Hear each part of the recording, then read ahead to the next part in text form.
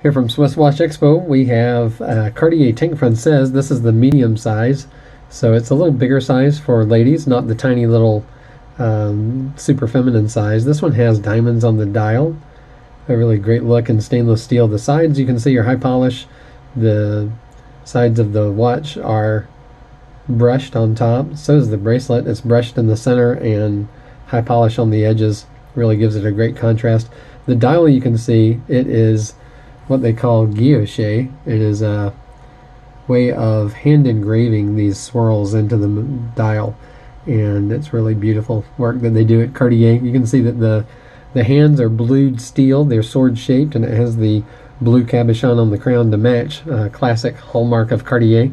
And of course, this tank watch design, it dates all the way back to the early 1900s when Cartier wanted to thank the American tank forces for keeping France free in World War I.